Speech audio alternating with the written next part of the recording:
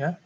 Kemudian kewenangan dan kewajiban pemeriksa, berikutnya juga ada kewajiban dan hak wajib pajak, kemudian rahasia jabatan, pembatalan, gugatan, sanksi kepegawaian, dan juga ada aspek pidana. Mengapa materi ini kita berikan atau kita bahas di awal? Ya? Karena memang hal-hal terkait dengan standar, kemudian kode etik, kemudian kewajiban, kemudian sanksi, itu adalah hal-hal yang menjadi dasar yang harus diperhatikan oleh pemeriksa gitu ya. Kenapa? Karena pemeriksa pajak itu sangat rawan untuk menjalin hubungan yang tidak sehat dengan wajib pajak. Dalam artian bukan hubungan cinta ya, tetapi hubungan yang terkait dengan uang gitu ya. Jadi bisa jadi mereka kemudian di bawah meja bernegosiasi untuk mengurangi SKP misalnya, atau mungkin ketika pemeriksaan adalah pemeriksaan lebih bayar, mereka ingin restitusi, tentu yang namanya itu riskan untuk adanya kong kali kong. Misal, kamu akan saya kasih restitusi, tapi kamu bayar ke saya sekian ratus juta misalnya. Makanya kenapa sebenarnya jabatan fungsional itu adalah jabatan yang sangat luar biasa sulit, bukan hanya terkait dengan pekerjaannya saja, tetapi juga terkait dengan cobaannya, gitu ya. Jadi kalau kalian mungkin pernah dengar kemarin ada konferensi pers dari Ibu Sri Mulyani, Menteri Keuangan ya, terkait adanya pegawai pajak yang masih bermain, nah itu lingkupnya itu di pemeriksaan, gitu ya. Jadi sangat rawan untuk adanya kerjasama di balik pemeriksaan ini, sehingga di awal memang kami akan kenalkan kalian bahwasanya ada loh sanksi-sanksi, kemudian ada loh kode etik yang harus kalian pegang, gitu ya. Nah, kemudian kita masuk dulu ke standar pemeriksaan. Kalian kemarin sudah sedikit mendengar ya tentang standar pemeriksaan. Jadi standar seperti halnya definisi umum ya, standar adalah sebuah patokan ya, patokan atau ukuran ya. Ini terkait dengan mutu pemeriksaan. Jadi ketika kita ingin pemeriksaan kita dari Sabang sampai Merauke itu punya mutu yang sama, maka kita harus punya yang namanya standar, gitu ya. Nah, standar ini apa? Di dalam definisi, standar ini terkait dengan ukuran mutu, kemudian ini adalah sebuah capaian minimum. Ya, ada standar minimum lah, kalau kita sering bilang dalam keseharian, ada loh standar minimumnya, gitu ya, yang harus dicapai oleh seorang pemeriksa dalam melaksanakan pemeriksaan. Karena pemeriksaan itu kan sebenarnya sesuatu yang memang ada prosedurnya, ya, sehingga ketika kita ingin agar semua pemeriksa pajak itu bisa sesuai dengan koridor, maka dibutuhkan standar. Dan ini menjadi tolok ukur, penjamin kualitas mutu, dan juga sebagai capaian minimum yang harus dicapai oleh seorang pemeriksa. Nah, tujuannya apa? Ya, tentu ketika membuat sebuah standar, kita perlu membuat sebuah tujuan. Jadi, tujuannya adalah pertama tentu adanya keseragaman. Ya, kemarin kita juga sempat bahas bahwa pemeriksa pajak sangat banyak ya di seluruh Indonesia, baik itu di KPP yang terpencil sampai di KPP wajib pajak besar di Jakarta, semuanya punya pemeriksa. Jadi agar semuanya seragam, maka butuh standar. Keseragaman, ketertiban, dan juga pertanggungjawaban dalam melaksanakan pemeriksaan. Nah, ketika semuanya itu seragam, kemudian tertib dan bertanggung jawab, maka diharapkan akan tercapai efektivitas dan efisiensi dalam pelaksanaan pemeriksaan. Ada yang tahu apa bedanya efektivitas dan efisiensi? Silakan. Saya, Pak. Ya, silakan. Ya, efektif berarti tepat atau benar atau ya sesuai dengan rencana lah. Tapi kalau efisien gimana memanfaatkan sumber daya seminimal mungkin untuk hasil yang maksimal, Pak.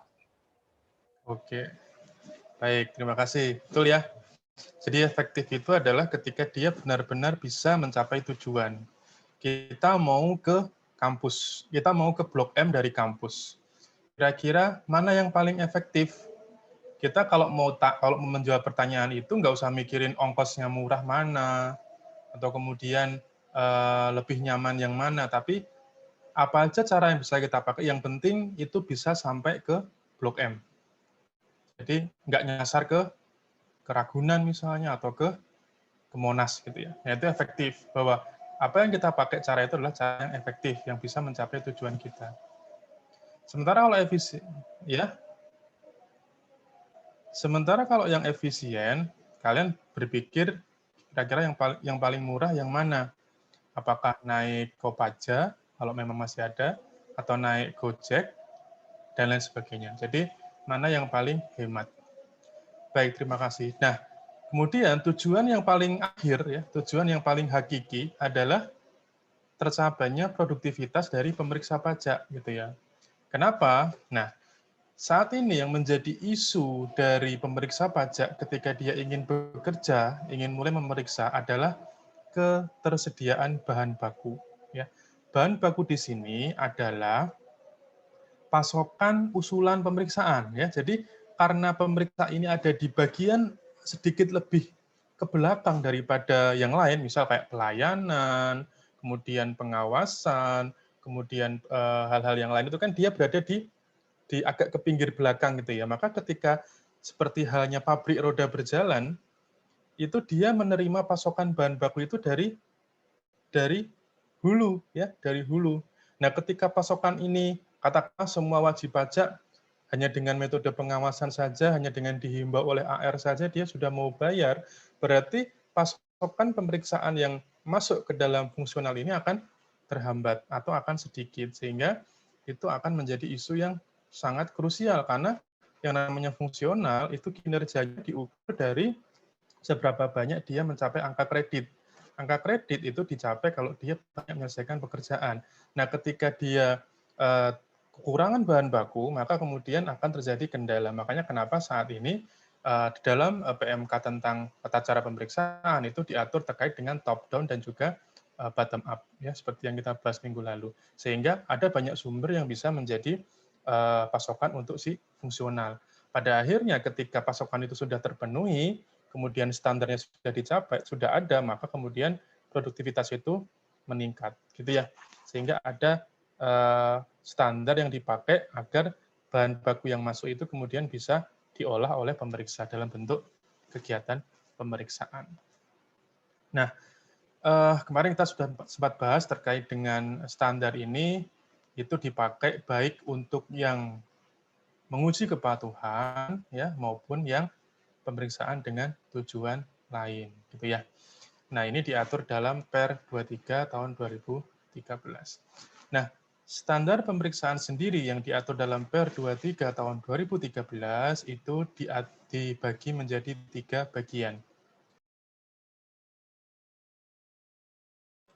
Yang pertama adalah standar umum, yang kedua adalah standar pelaksanaan, dan yang ketiga adalah standar pelaporan.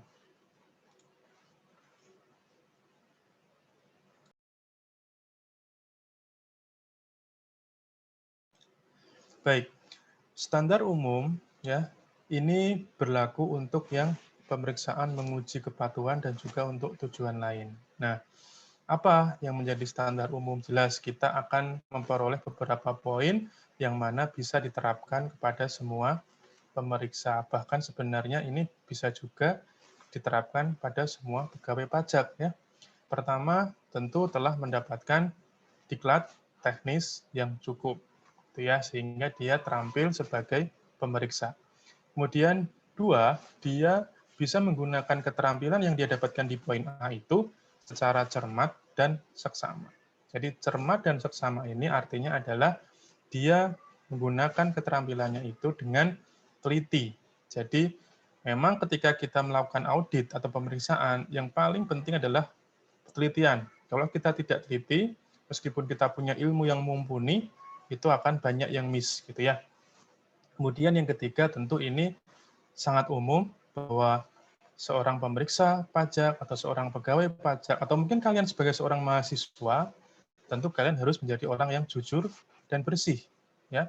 Bersih dari tindakan-tindakan tercela dan juga kalian sudah mulai harus mengutamakan kepentingan negara gitu ya. Nah, kemudian yang terakhir yang D tentu ini berlaku juga bagi seluruh rakyat Indonesia, ya, bahwa kita sebagai warga negara yang baik, maka kita harus taat terhadap ketentuan perundang-undangan yang berlaku. Nah, dalam hal ini karena kita pegawai pajak, maka kita harus taat pada undang-undang di bidang perpajakan.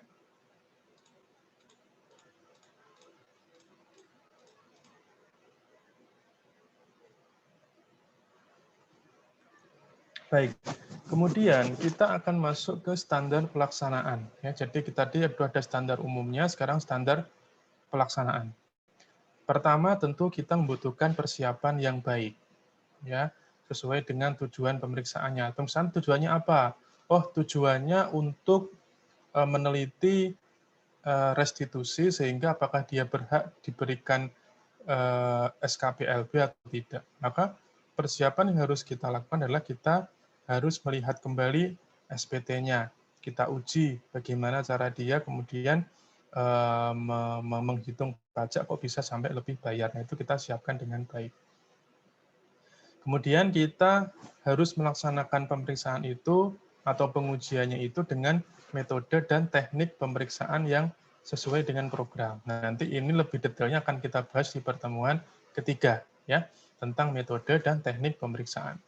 Nah, kemudian temuan pemeriksaan itu harus didasarkan pada bukti kompeten yang cukup. Jadi ketika kita mengatakan bahwa ini loh ada penggelembungan biaya, sehingga labanya jadi lebih kecil, maka kita harus bisa membuktikan bahwa memang ada biaya-biaya yang dia tutupi.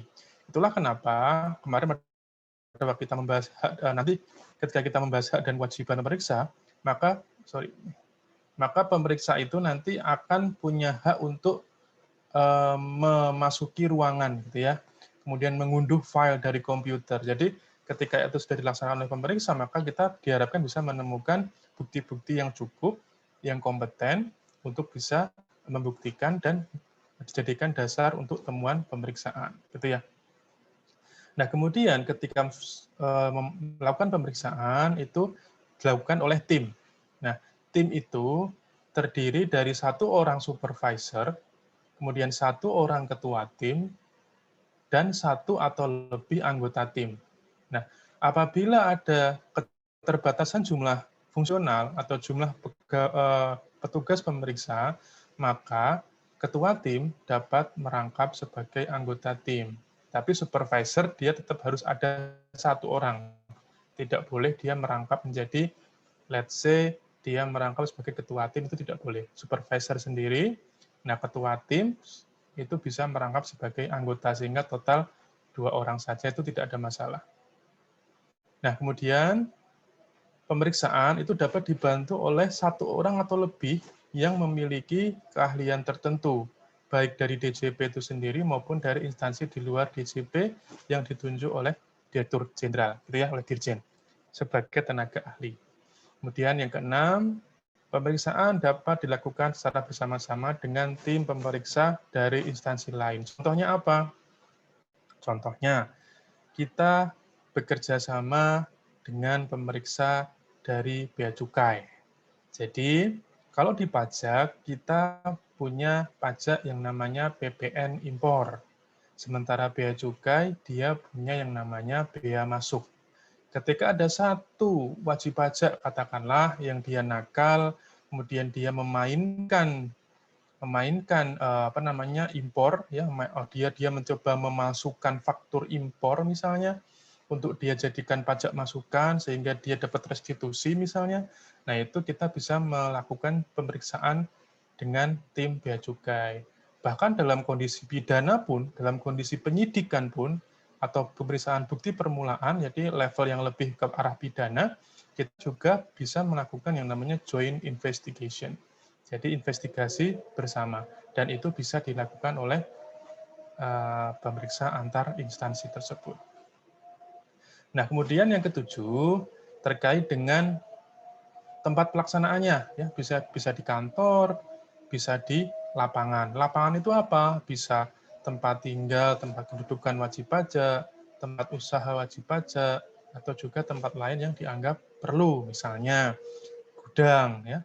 dulu pernah ada senior saya bercerita ya, ketika dia memeriksa sebuah perusahaan distributor minuman kemasan gitu ya, dia menemukan bahwa dia tahu letak gudangnya itu di jalan A misalnya.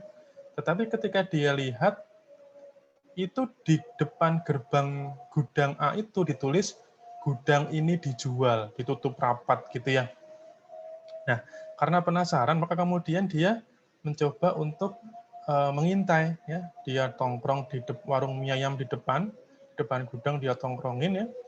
Nah, ketika dia perhatikan ternyata ada kebiasaan truk ya, truk yang bermuatan itu seringkali masuk di jalan kecil di sebelah gudang gitu ya. Nah, akhirnya dia ikuti itu truknya. Ternyata di gudang itu ada pintu belakang. Jadi memang wajib pajak itu cara menyembunyikannya sangat banyak trik ya, banyak trik sehingga kita harus juga punya trik untuk bisa menemukan bukti-bukti yang cukup. Nah, akhirnya masuklah dia karena gerbang belakang ternyata hanya dibuka tutup kalau ada truk masuk dan keluar. Sehingga saat truk itu masuk, senior saya sih ikutan masuk, di dalam dia menemukan banyak sekali pasokan dan juga inventory ya, persediaan barang yang sangat banyak. Pada akhirnya dia bisa mendapatkan temuan yang sangat banyak. Jadi pemeriksaan lapangan penting dilakukan karena kita juga harus mengetahui bahwa tidak semua wajib pajak itu jujur ya. Bahkan bisa dibilang hampir semua wajib pajak itu tidak jujur gitu ya. Nah, kemudian pemeriksaan itu juga bisa dilakukan baik itu di jam kerja maupun di luar jam kerja. Jadi kalau kalian mendengar ada fungsional yang sering lembur, ya bisa jadi karena mereka memang bukan kemudian harus lembur tidak, tetapi ada orang-orang yang memang ketika dia bekerja di siang hari itu mungkin tidak bisa maksimal gitu ya. Mungkin dia selalu membutuhkan lingkungan yang sunyi untuk bisa fokus, itu juga ada. Nah, ini fleksibel, bisa di siang hari atau bisa di malam hari. Kemudian tentu saja ketika melaksanakan pemeriksaan harus didokumentasikan dengan yang namanya kertas kerja pemeriksaan atau KKP. Nah, kemudian yang ketiga, yang terakhir ya, standar laporan, standar pelaporan. Jadi di sini ketika kita membuat sebuah ketika kita melakukan sebuah pemeriksaan, maka ada yang namanya LHP, laporan hasil pemeriksaan. Nah, ini ada standarnya, sudah ada formulirnya sebenarnya. Jadi kalian tinggal isi ya. Jadi formulir itu nanti tentu ada beberapa data yang harus diisi ya, misalnya seperti surat tugas pemeriksaannya ya, surat perintah pemeriksaannya, identitas WP-nya, kemudian WP itu melakukan pembukuan atau melakukan pencatatan ya. Kemudian selama ini dia lapornya bagaimana, tertib atau tidak, bayarnya bagaimana, tertib atau tidak, kemudian data informasi yang tersedia apa saja, buku dan dokumen yang dipinjam apa saja, kemudian materi yang kita periksa apa saja, uraian hasilnya, ikhtisar hasilnya, dan juga perhitungan pajak terutang, dan terakhir ada simpulan dan usul. Jadi di laporan itu ada poin-poin ini yang harus diisi.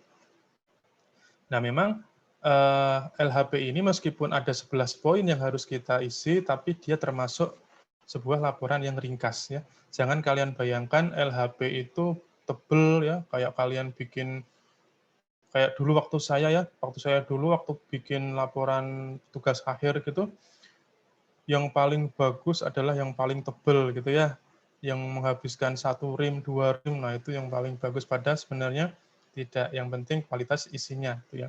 Makanya di sini LHP ini kalian tidak perlu khawatir, ini justru malah hanya sekitar 1 lembar, 2 lembar, 3 lembar saja cukup. Yang tebal adalah kertas kerja pemeriksaannya ya, karena di situ kalian harus menganalisis poin per poin. Misal kalau kalian bayangkan tuh, kalian pernah lihat SPT masa PPN ya, bagian yang atas itu penyerahan ya, kemudian penyerahan yang dipungut, kemudian ada apa namanya perolehan gitu ya, perolehan barang. Nah, itu masing-masing dari tiap poin dalam SPT masa PPN itu dijabarkan ya. menurut pemeriksa berapa, menurut wajib pajak berapa, kemudian menurut pemeriksa berapa, kemudian hasil pembahasan kesepakati berapa, gitu ya. Jadi panjang dan tebal, gitu ya. Nah, kemudian LHP jangan lupa dia harus disusun oleh pemeriksa pajak dan juga ditandatangani. Kemudian ada di bawahnya itu mengetahui kepala kantor, ya, kepala UP2, bisa kepala kantor KPP, bisa kepala Kanwin. Tergantung fungsional pajak mana yang melakukan pemeriksaan. Oke. Sampai di sini ada yang mau bertanya, silakan terkait dengan standar pemeriksaan.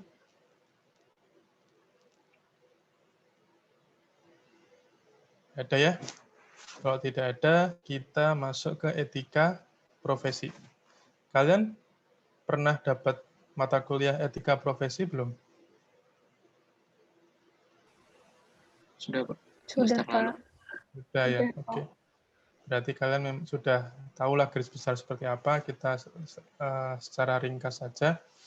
Ya, pengertian etika, ya, etika ini si pembuat slide dia mengambil dari kamus pendidikan, ya, Dictionary of Educational.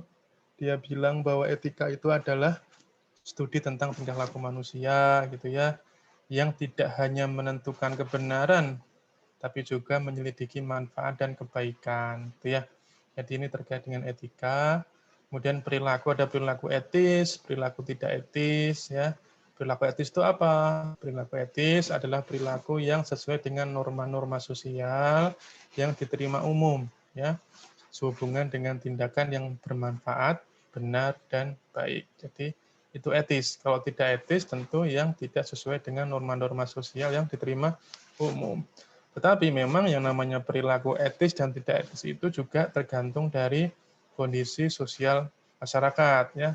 Jadi sesuatu yang dianggap etis di suatu wilayah belum tentu dianggap etis di wilayah yang lain, gitu ya.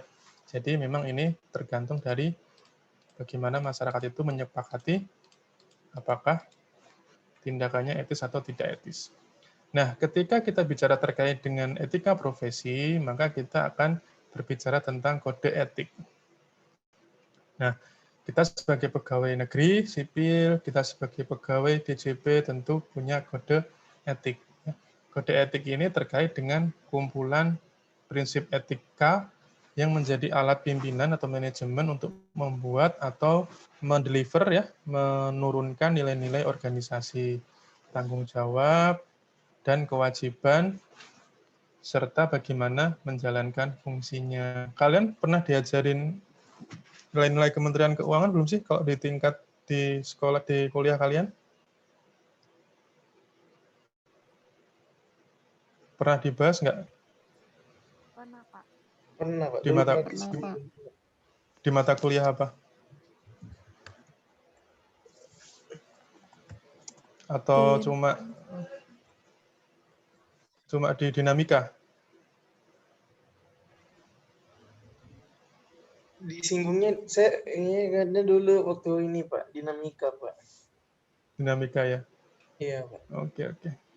Dan Iya, itu, oke. Di budaya Nusantara juga pernah. budaya Nusantara juga, Pak. Budaya Nusantara ya.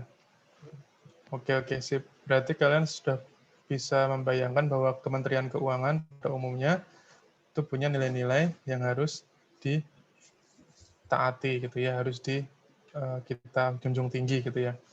Nah, kemudian di sini di kode etik ini memang dia biasanya adalah cerminan dari nilai-nilai itu, ya. Nah, biasanya kode etik ini memberikan panduan kepada pegawai, ya, tentang pertama mengelola situasi bila berhadapan dengan suatu dilema antara pilihan itu baik dan benar, gitu ya. Misalnya ketika Anda menjadi seorang pemeriksa pajak misalnya, kemudian di satu sisi Anda tahu bahwa yang namanya menawarkan negosiasi pajak dengan wajib pajak itu tidak diperbolehkan, gitu ya. di satu sisi saat ini kalian sedang menghadapi cobaan, katakanlah ada keluarga, misal istri anak kalian yang lagi sakit, butuh biaya yang sangat tinggi, atau mungkin orang tua lagi sakit, butuh biaya, dan sebagainya. Nah, ini kadang-kadang kita berhadapan pada sebuah dilema yang sangat pelik, gitu ya. Kita butuh, dan kita punya kesempatan untuk bisa mendapatkan uang dari negosiasi dengan wajib pajak, misalnya. Nah, kode etik ini menjadi pengingat bagi kita, panduan bahwa kita ketika memutuskan untuk melakukan negosiasi itu, maka dampaknya malah akan memperburuk keadaan.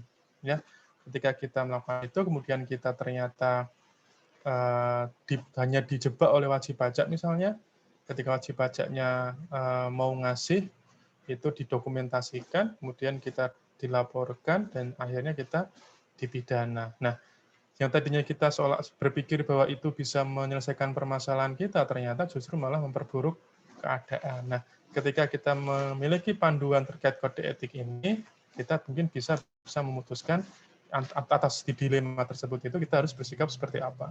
Memang ini bukan satu-satunya alat bagi kita untuk mengingatkan diri kita ya, kode etik itu malah justru mungkin bagi kita umat beragama, misalnya agama apapun, pasti diajarkan bahwa yang namanya mengambil hak orang lain dengan cara yang tidak baik itu nanti akan berdampak yang tidak baik. Maka kode etik ini meskipun memang tidak secara tunggal dia mempengaruhi kita, tetapi bisa menjadi salah satu pertimbangan kita. Karena kadang-kadang kalau kita berpikirnya hanya terkait dengan kondisi-kondisi yang terkait keimanan yang mana orang-orang itu tidak bisa kita ukur, ya, maka kemudian orang berpikir, nantilah yang penting sekarang ambil dulu, nanti kalau sudah selesai masalahku, nanti tak bayar, tak lunasi, gitu.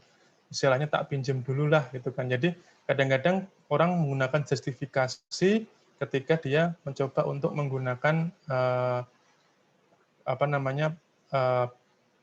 peringatan dari agama, gitu ya. Tapi kalau ketika kita mencoba mengkombinasikan semuanya, ketika menggunakan agama, kemudian kita praktek terkait dengan kode etik, kemudian ada sanksi pidana, maka kita akan berpikir berjuta kali untuk melaksanakan negosiasi yang tadi kita coba untuk lakukan, gitu ya. Sehingga kode etik ini bisa menjadi salah satu pendukung untuk mengelola dilema. Nah, kemudian ketika kode etik ini juga bisa kita jadikan sebuah pertimbangan ketika kita berhadapan pada sebuah tekanan. Misalnya apa? Misalnya kita sudah pengen benar nih. Kita sudah pengen benar, kita nggak mau main-main, tetapi ada pressure dari kepala kantor misalnya. Kepala kantor pingin kamu negosiasi dengan wajib pajak ini, kalau kamu tidak mau, maka kamu dimutasi ke Papua misalnya. Nah, kita menggunakan kode etik sebagai sebuah pertimbangan atas adanya tekanan, ya.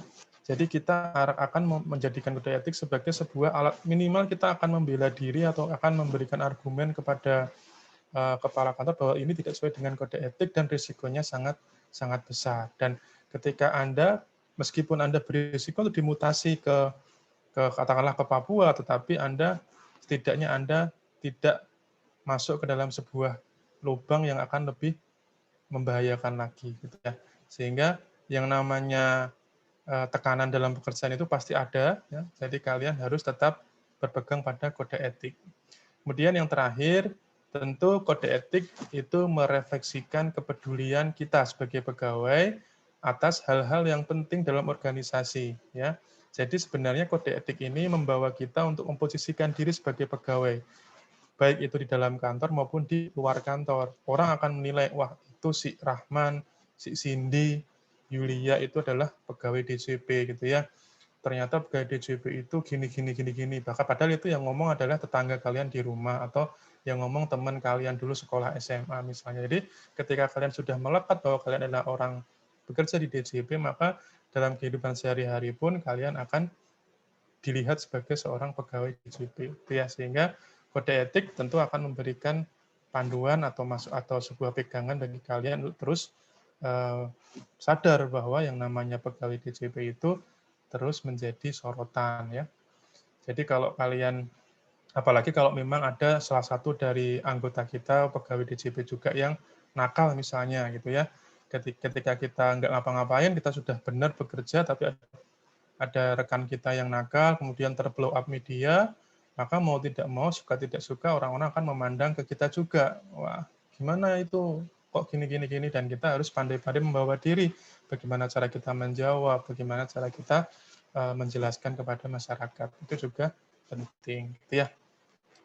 Nah, kemudian kode etik sendiri ya itu di sini ada definisinya ya, kalian bisa baca sendiri. Nah, di dalam PP 42 ya, di sini ada kode etik PNS ya. Jadi sekarang tentu ketika kita menjadi seorang pegawai DJP, kita menjadi orang yang juga sebagai seorang PNS. Ada kode etik PNS-nya juga. Pertama, tentu terkait dengan Pancasila dan UUD 45 ya. Kemudian terkait dengan menjaga harkat dan martabat bangsa dan negara. Kemudian menjadi perekat dan pemersatu bangsa. Ini kemarin waktu saya masih di kantor pusat, ini jadi bahan yang cukup menggelikan ya. Jadi ada penilaian terkait dengan tingkat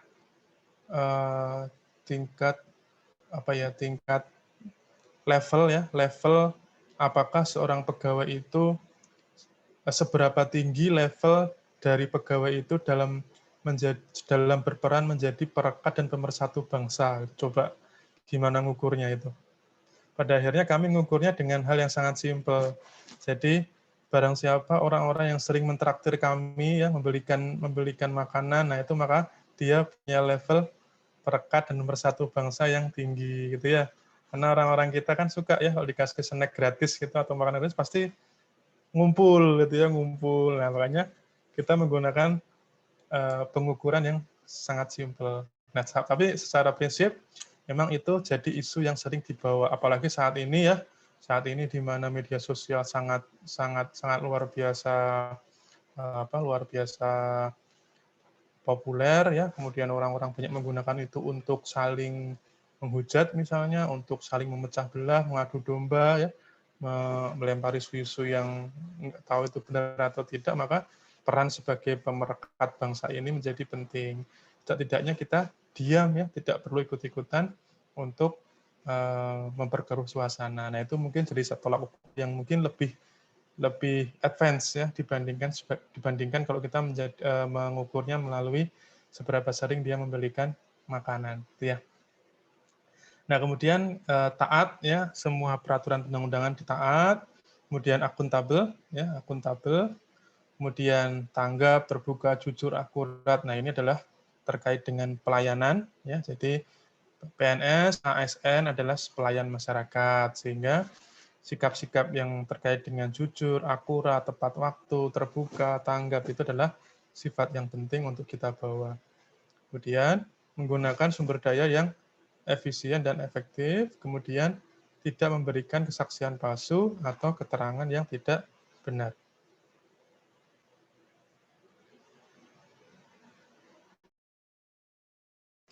Nah, kalau tadi kode etik terkait dengan PNS atau ASN, maka DJP juga punya kode etik. Kode etik ini sebenarnya sifatnya juga global, tetapi ada beberapa hal yang mungkin lebih spesifik untuk kita sebagai pegawai pajak. Pertama tentu yang paling umum kita harus menghormati agama, kepercayaan, budaya, dan adat istiadat orang lain. Kemudian kita harus bekerja secara profesional, transparan, dan juga akuntabel. Ya. Kemudian kita harus mengamankan data dan informasi. Ya, jadi karena orang-orang wajib pajak itu baik orang pribadi maupun badan itu melaporkan SPT-nya ke kita, ya, segala data itu ada di SPT itu, mulai dari keluarganya, mulai dari penghasilannya, mulai dari hartanya, ya, kemudian kalau perusahaan mungkin pegawainya siapa saja, ya, kemudian dia transaksi sama siapa saja, itu semua data itu ada dalam SPT, maka kita harus menjaga data itu jangan sampai bocor keluar, gitu ya. Kemudian kita harus memberikan pelayanan kepada wajib pajak sesama pegawai atau pihak lain ya. Jadi pelayanan itu bukan hanya kepada wajib pajak tapi juga kepada sesama pegawai. Wujudnya apa? Wujudnya ketika ada pegawai lain dari unit lain minta tolong, misal Mas tolong dong carikan data ini, Mas tolong dong perbaiki ini sistemnya dan sebagainya, kita harus melayaninya dengan baik ya. Kemudian mentaati perintah kedinasan ya, selama tidak melanggar peraturan undang-undangan, maka kita harus mentaati perintah kedinasan. Kemudian bertanggung jawab dalam menggunakan inventaris. Jadi kita tahu bahwa yang namanya ASN itu segala fasilitas itu ada, mulai dari meja kursi, komputer ya. Kemudian kalau memang ada motor dinas atau mobil dinas itu selalu semuanya kita disediakan oleh negara, sehingga kita harus menjaganya. Kemudian tentu kita harus taat dengan jam kerja dan tata tertib ya. Jam kerja kalau di DJP kita ada pemotongan untuk yang terlambat atau untuk yang pulang lebih cepat gitu ya. Jadi potongan itu adalah salah satu cara untuk agar pegawai taat terhadap jam kerja. Kemudian menjadi panutan yang baik bagi masyarakat ya dalam memenuhi kewajiban perpajakan. Jadi kalian kalau jadi pegawai pajak, lapor SPT itu paling lambat bukan akhir Maret ya, tetapi akhir Februari, sehingga di awal kalian sudah melaporkan lebih dulu sebagai contoh bagi masyarakat. Kemudian terakhir bersikap dan bertutur kata secara sopan. Nah ini kalian sebagai anak-anak milenial ya, saya kalau mengamati anak-anak di sekitar rumah, di pinggir jalan atau di obrolan di kampus, kadang-kadang karena kalian sudah sangat akrab ya, manggilnya jadi aneh-aneh ya, Ragunan keluar semua ya, peternakan-peternakan keluar semua ya.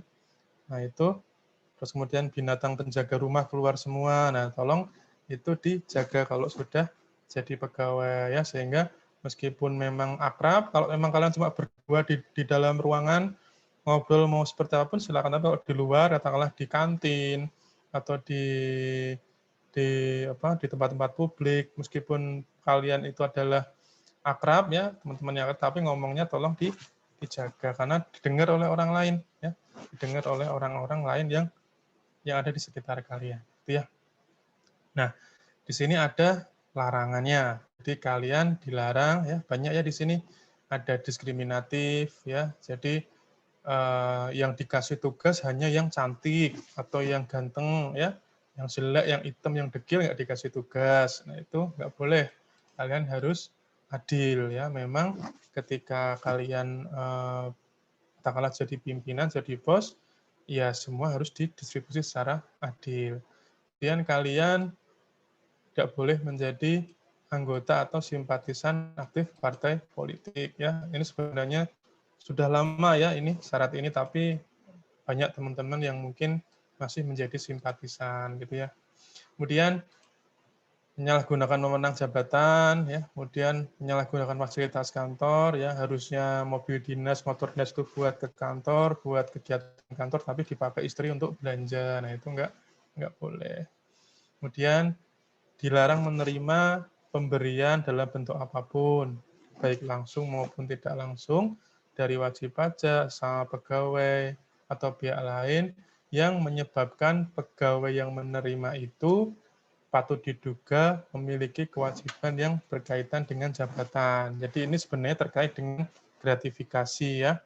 Jadi sebenarnya ketika kita menerima dari pegawai, sesama pegawai itu enggak masalah. Saya dimutasi ke kantor lain ya, karena pada perpisahan maka teman-teman ngasih saya kado, misalnya itu nggak ada masalah gitu ya. Tetapi akan menjadi masalah kalau saya ngasih barang ke kepala bagian mutasi misalnya. Jadi karena saya ingin dimutasi, misal saya sekarang kantor saya di daerah Ambon misalnya, dan saya ingin dimutasi pulang ke Jogja misalnya, saya ngasih ke kepala bagian mutasi barang yang mahal dengan harapan maka saya bisa dimutasi ke Jogja misalnya. Nah, itu tidak boleh. Itu namanya gratifikasi itu ya. Nah, kemudian tentu kita tidak boleh menyalahgunakan data atau informasi gitu ya.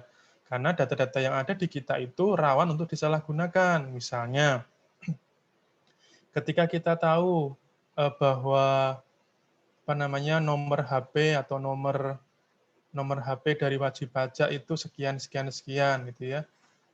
Kita bisa jual itu ke luar gitu ya. Kita tahu bahwa sekarang ini yang namanya big data itu bisa dijual. Bahkan kalau kita dengar isu-isu terkait dengan WhatsApp, Facebook atau segala bentuk media sosial itu, mereka juga ternyata melakukan penjualan data, sehingga kita sebagai pengguna, sebagai user itu merasa dirugikan kan, data kita ternyata dijual untuk kepentingan bisnis, misalnya dijual ke bank, sehingga kita sering tuh menerima SMS penawaran kredit ya, SMS penawaran apalagi tuh, penawaran yang lain ya, telepon-telepon dari kartu kredit itu ternyata bisa jadi itu adalah data yang dari orang lain dijual, data kita yang kita berikan di media sosial dijual ke perusahaan gitu ya. Makanya yang namanya medsos saja bisa dimanfaatkan, apalagi yang namanya SPT yang isinya sangat lengkap, mulai dari nama, alamat, nomor HP, harta ada apa saja gitu ya. Itu sangat rawan untuk disalahgunakan. Nah, kemudian kita juga tidak boleh melakukan hal-hal yang bikin sistem kita tuh error ya.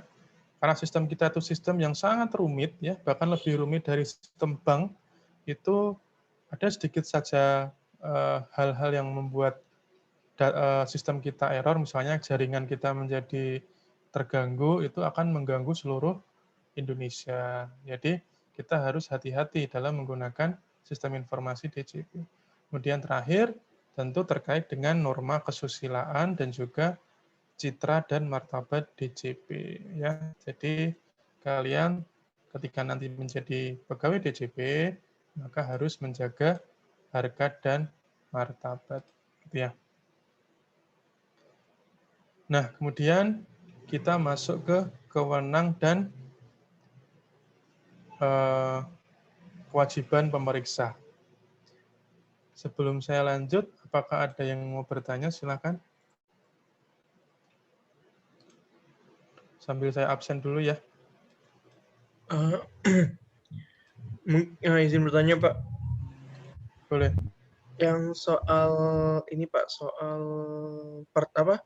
yang soal salah satu etika dari ini, Pak, dari pegawai itu kan salah satunya adalah tidak boleh mengikuti partai politik kan, Pak.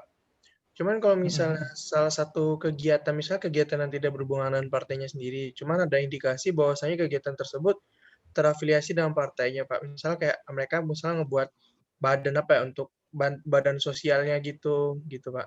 Cuma secara nama sendiri tidak ada partainya, cuman ketika kegiatan di lapangannya terasa gitu, Pak. Itu apakah kita masih boleh mengikutinya atau kita emang gimana, Pak? Dan atau misalnya apakah keluarga kita selain kita yang non pegawai misalnya nanti misalnya nanti kalau misalnya kita punya keluarga, misalnya kayak istri, suami, atau misalnya anak, ada yang boleh ikut itu nggak, Pak? Atau kita nggak boleh sama sekali, Pak, yang seperti itu? Yang nggak ada embel-embelnya, namun ketika di lapangannya terasa seperti itu, Pak. Ya, baik. Baik, Rahman. Pertama saya jawab dulu yang bagian kedua ya, terkait dengan apakah keluarga, misal istri, suami, atau orang tua ikut bahkan menjadi anggota partai politik itu boleh atau tidak? Tentunya boleh ya, karena selama mereka bukan PNS ya, mereka boleh untuk menjadi anggota atau simpatisan gitu ya. Nah, persalahnya kalau kita sebagai PNS itu kita harus hati-hati karena sesuatu yang mungkin disamarkan, jadi misalnya sebenarnya dia adalah sebuah kegiatan kampanye, tetapi dibalut atau dibungkus dengan satu kegiatan tertentu, menurut saya itu berisiko. Berisikonya apa? Begini, ketika kita berada dalam sebuah keluarga besar, sebuah instansi pegawai gitu ya, tentu ada yang namanya faktor like dan dislike. Ya, ada orang yang nggak suka sama kita, ada orang yang suka sama kita. Kita nggak bisa hindari itu, karena kita adalah manusia biasa yang tidak mungkin kemudian ingin semua orang menyukai kita. That's impossible. Nah, ketika ada orang yang tidak suka dengan kita, ada risiko orang itu kemudian akan mencari-cari kesalahan kita. Jadi, sekecil apapun kesalahan yang kita lakukan itu bisa berisiko bagi kita kemudian untuk menjadi alat bagi dia untuk mungkin membuat kita berada dalam masalah gitu ya. Nah, kalau saya sampai dengan saat ini saya selalu menjaga agar tidak pernah berhubungan dengan kegiatan-kegiatan yang berafiliasi dengan partai politik gitu ya. Kenapa?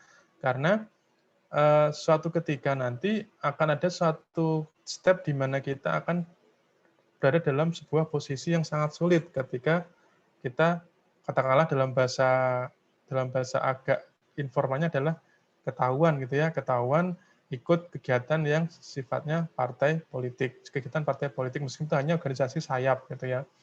Nah, makanya secara langsung mungkin tidak akan kita rasakan. Artinya kalau kita ikut selama tidak ketahuan misalnya, itu sebenarnya tidak ada masalah.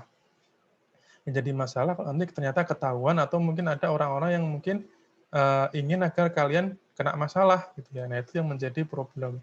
Makanya kalau kami ya, kalau saya selalu kita mencoba untuk bermain aman saja ya, bermain safe sehingga kita tidak ikut hal-hal yang berhubungan dengan partai politik itu, Rahman.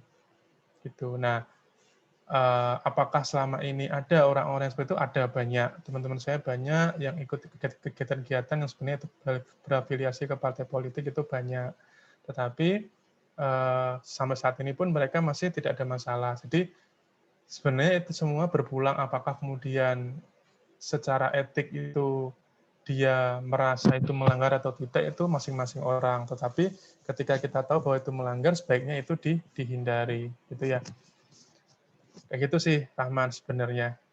Memang secara praktek banyak, kalau kita mau jujur, banyak PNS yang dia sering ikut kegiatan partai. Alasannya ya dia cuma ingin mengambil positifnya saja, gitu ya. Nanti kalau sudah masuk ke area-area kampanye, itu sudah tidak ikut lagi misalnya. Itu terserah masing-masing saja, karena tiap orang mungkin punya pandangan yang berbeda. Tapi kalau saya, selama di situ tahu bahwa itu adalah organisasi sayap dari sebuah partai tertentu, maka saya memilih untuk tidak ikut. Karena risikonya cukup besar untuk nanti bisa menjadi masalah di kemudian hari. Gitu ya, Rahman. Ya baik, makasih Pak. Soalnya pernah lihat case yang kayak gitu, Pak, makanya nanya, Pak. Iya, memang banyak sih, banyak. Oke, yang lainnya silakan. Izin bertanya, Pak. Silakan, Koko. Kan tadi salah satu kewajiban yang dia menjaga data kan ya, Pak. Data dari DJP, dari WP itu. Nah, kalau misalnya jadi kebocoran data tuh, Pak, misal sengaja atau nggak sengaja itu, apakah ada kompensasi buat WP itu yang datanya bocor? Atau ya udah bocor gitu? Iya, masalah data bocor ini tidak ada aturan terkait dengan kompensasi kukuh ya. Jadi aturannya adalah orang yang membocorkan itu harus disanksi. Jadi nggak ada yang namanya kompensasi ke pemilik data yang sesungguhnya, yaitu si wajib pajak. Bahkan kalau kalian mungkin pernah dengar dulu zaman presidennya masih Pak SBY, itu dulu bahkan SPT-nya Pak SBY itu pernah bocor ke publik. Ya, ada pegawai yang dia mungkin simpatisan partai oposisi, dia mendokumentasikan apa namanya. Jadi dia buka SPT-nya Pak SBY, kemudian dia foto, kemudian dia sebarkan ke media, dan itu pada akhirnya dia disanksi. Dan kita tidak memberikan kompensasi apapun ke Pak SBY, ya, karena memang tidak ada aturan yang mengatur itu. Itu kok. Ya Pak, makasih Pak. Oke. Yang lainnya silakan. Kalau tidak ada, kita lanjut ya. Jadi kita masuk pada wewenang pemeriksa. Jadi wewenang ini dibagi dua, pemeriksaan lapangan dan juga pemeriksaan kantor. Jadi ketika kita melihat di sini perbedaannya jelas clear ya, bahwa untuk yang lapangan tentu di situ ada yang namanya mengakses dan atau mengunduh data yang dikelola secara elektronik. Memasuki dan memeriksa tempat atau ruang, ya. Kemudian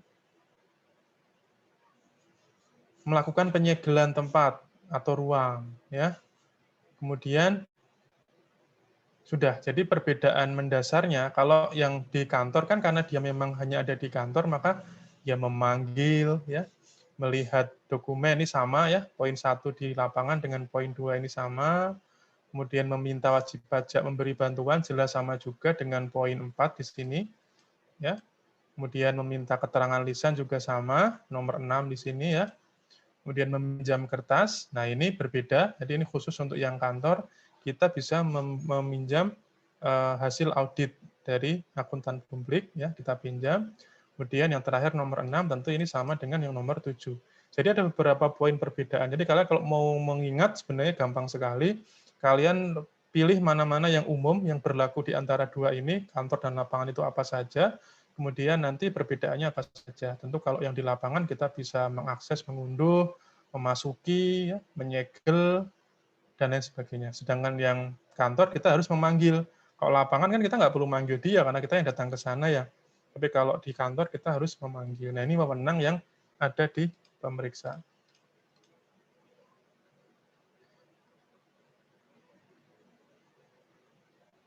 Nah kemudian kita ada yang namanya kewajiban pemeriksa. Di sini kewajiban ini adalah versi terbaru sesuai dengan PMK 184 ya. Jadi sebelumnya PMK 17 diperbarui dengan PMK 184, di sini ada tambahan di warna merah. Jadi dalam saat PMK 184 di situ ada pemeriksaan kantor, pemeriksaan data konkret ya. Itu dilakukan dengan pemeriksaan kantor.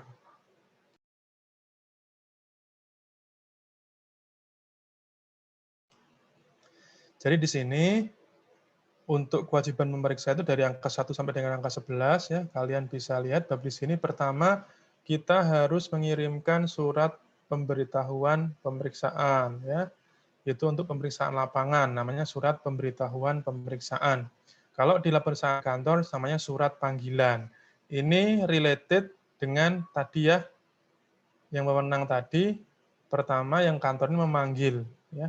Sehingga ketika dia memanggil, maka kewajiban pertama ketika pemeriksaan itu adalah dia menyampaikan surat panggilan. Kemudian yang kedua, kalian harus memperlihatkan tanda pengenal pemeriksa pajak dan surat perintah pemeriksaan. Apakah tanda pengenal pemeriksa ini sama dengan tanda pengenal kita sebagai pegawai? Apakah sama dengan name tag yang biasa dipakai untuk sehari-hari? Berbeda ya, karena tanda pengenal pemeriksa ini khusus. Memang ditulis bahwa dia adalah pemeriksa pajak, entah itu dia petugas atau fungsional pemeriksa pajak, itu ada sendiri. Kemudian ada SP2, surat perintah pemeriksaan. Kemudian yang ketiga, tentu ketika ada perubahan surat perintah, ya, misal perubahan tim, itu harus kita beritahukan kepada WP. Ya. Kenapa ini bisa berubah? Ya, kadang-kadang mungkin ada mutasi. Jadi ketika periode pemeriksaan ya 6 bulan misalnya, di tengah-tengah ternyata ada mutasi nih. Artinya kan pegawai yang dulunya masuk ke surat perintah, sprint, itu nanti sudah diganti dengan pegawai yang baru misalnya, maka itu harus disampaikan. Untuk apa? Agar kita yakin bahwa wajib pajak itu sudah mengetahui bahwa orang ini, si pengganti ini adalah juga tim pemeriksa. Kalau tiba-tiba orang itu nongol ya, tanpa kita kasih tahu ke WP kalau itu adalah petugas yang baru, maka tiba-tiba dia nongol, tentu akan menimbulkan permasalahan. Nah, kemudian yang keempat, tentu pemeriksa itu pasti ya akan bertemu dengan wajib pajak. Nah, untuk apa bertemu ya? Pertama tentu kita harus menjelaskan ya alasan pemeriksaannya apa ya, tujuannya apa, kemudian hak dan kewajibannya itu apa saja ya. Kemudian WP ya ketika dia diperiksa lapangan, ketika dia diperiksa yang bukan data konkret ya, dia bisa mengajukan permohonan untuk dilakukan pembahasan dengan tim QA ya. Tim QA ini bisa tim yang berisi pejabat-pejabat di kantor itu. Jadi tidak hanya fungsionalnya saja, tapi juga katakanlah pejabat eselon 4, eselon 3 itu bisa jadi tim QA-nya. Nah, kemudian dijelaskan kepada WP bahwa WP punya kewajiban loh ya. Tadi kita sudah sampaikan bahwa WP harus bisa memberikan atau memenuhi permintaan untuk meminjamkan buku, catatan, dokumen yang menjadi dasar pembukuan atau pencatatan gitu ya. Kemudian pemeriksa itu harus menuangkan hasil pertemuannya dengan WP itu dalam bentuk berita acara hasil pertemuan. Kemudian setelah itu pemeriksa harus menyampaikan SPHP, surat pemberitahuan hasil pemeriksaan. Nah, kemudian setelah ini dijawab oleh WP, kita melakukan yang namanya pembahasan akhir hasil pemeriksaan. Setelah selesai, kita kasih kuesioner pada wajib pajak, ya. Kemudian kita kasih tahu wajib pajak bahwa Bapak, Ibu, kewajiban Anda itu ini, dan ini pemeriksaan ini kita lakukan karena Bapak atau Ibu tidak melaksanakan ini. Jadi kita membina mereka. Kita kasih tahu ilmu perpajakan yang betul ya. Kemudian yang 10, kita harus mengembalikan buku atau catatan yang kita pinjam dari WP. Itu wajib, jangan kalian simpan. Kemudian yang terakhir tentu kita harus merahasiakan kepada pihak lain segala sesuatu yang kita ketahui atau kita beritahukan ke WP dalam rangka pemeriksaan. Jadi kita tidak boleh menyebar-nyebarkan informasi yang kita dapatkan atau kita sampaikan ke WP saat pemeriksaan. Nah, kemudian kita masuk ke kewajiban dan hak wajib pajak.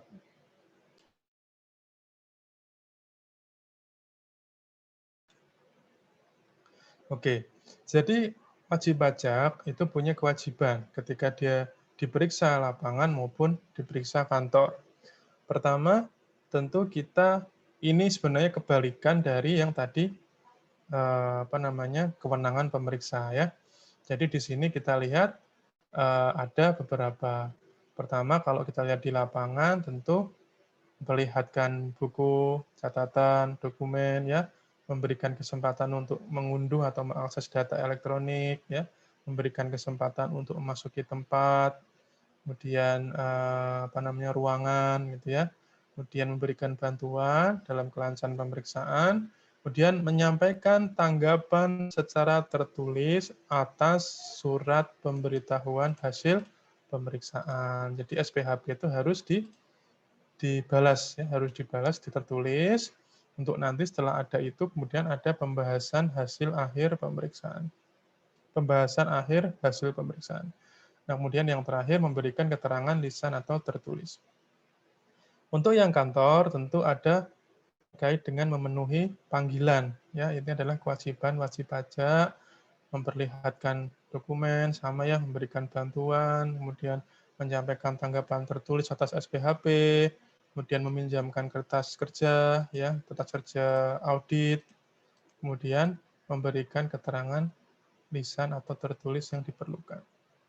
Nah, sementara haknya apa saja? Nah, haknya adalah pertama, tentu mereka berhak untuk melihat kartu tanda pengenal pemeriksa pajak dan juga surat perintahnya. Ini jelas ya.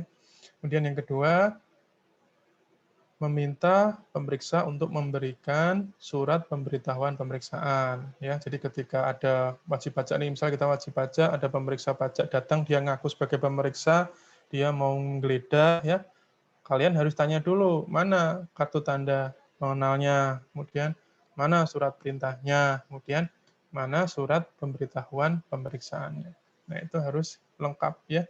Kemudian meminta kepada pemeriksa untuk memperlihatkan surat yang berisi perubahan tim bila memang si pemeriksa itu mengaku bahwa ada salah seorang yang merupakan anggota tim pengganti yang baru ya, sehingga mana kalau emang itu baru, coba lihatkan ke saya mana perubahannya gitu ya.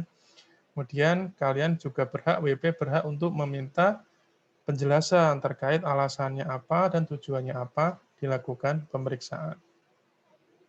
Kemudian kalian juga WP berhak untuk menerima SPHP, kemudian menghadiri pembahasan akhir hasil pemeriksaan, kemudian mengajukan QA, kecuali untuk yang data konkret yang dilakukan di kantor, kemudian yang terakhir, memberikan pendapat atau penilaian melalui kuesioner. Jadi ini adalah salah satu hak wajib pajak untuk menilai kita.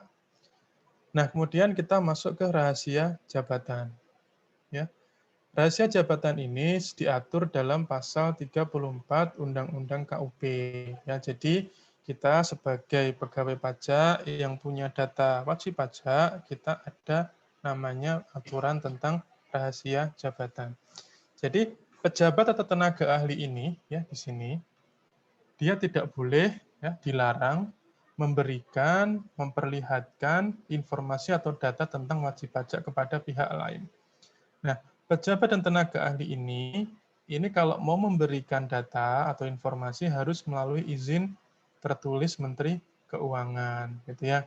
Nah, izin ini bisa dipakai untuk pertama untuk permintaan hakim di pengadilan dalam rangka perkara pidana atau perdata, ya, untuk memperlihatkan informasi tentang data tentang wajib pajak, ya.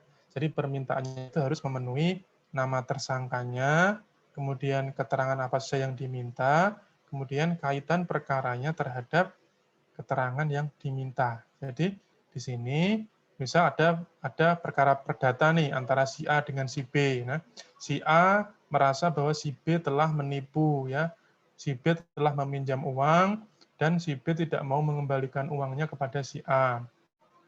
Si B beralasan bahwa dia sudah tidak punya harta lagi misalnya. Nah, si A tidak percaya, maka dia menggugat perdata si B di pengadilan. Nah, ketika memang diperlukan bukti bahwa si B ini juga tidak punya harta dan penghasilan sama sekali, maka mungkin hakim bisa meminta kepada menteri izin untuk bisa mendapatkan data dari si B. Apakah betul dia tidak punya penghasilan? Apakah betul dia tidak punya harta, gitu ya. Nah, itu contoh untuk yang permintaan hakim. Nah, kemudian bisa juga izin itu untuk memperlihatkan data tentang wajib pajak kepada pihak yang ditunjuk, gitu ya. Nah, di sini tentu misalnya ketika dalam proses pidana misalnya. Jadi misalnya pada waktu kasusnya Beni Cokro, ya, kasus Beni Cokro ya ditangani oleh Kejaksaan Agung karena itu terkait dengan katakanlah tindak pidana pencucian uang yang mana kalau TPPU itu harus ada pengembalian kerugian, jadi harus ada aset yang disita. Nah, karena kejaksaan kesulitan untuk mencari tahu daftar aset yang dimiliki oleh Beni Cokro, maka kemudian dia bersurat ke Menteri Keuangan minta izin. Kami minta izin mengintip datanya Beni Cokro. Apakah dia punya harta atau tidak dalam SPT-nya dia. Nah, itulah contoh izin dari menteri untuk untuk diberikan kepada pihak yang ditunjuk. Nah, kemudian ketika tenaga ahli atau pejabat ini masih terikat pada rahasia jabatan, itu ada pengecualian ya. Pengecualian yaitu ketika mereka itu menjadi saksi atau ahli ya di pengadilan dan atau ditetapkan oleh Menteri Keuangan untuk memberikan keterangan kepada pejabat lembaga negara atau instansi pemerintah yang berwenang dalam melakukan pemeriksaan dalam bidang keuangan negara, misalnya BPK atau BPKP. Nah, itu mereka bisa memberikan informasi, namun informasinya adalah terkait hal-hal yang umum, ya, baik itu identitas maupun informasi lain. Identitas itu apa? Misalnya nama WP-nya, NPWP, alamat kegiatan usahanya, merek usahanya, dan juga kegiatan usahanya apa.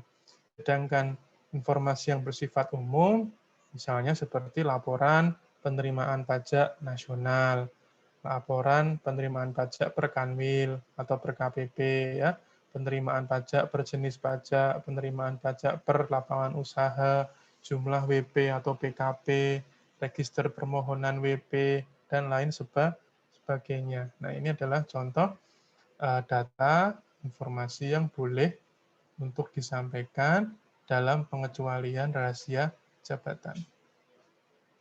Nah, ketika ada pejabat atau tenaga ahli yang melanggar pasal 34 Undang-Undang KUP, maka ada sanksi.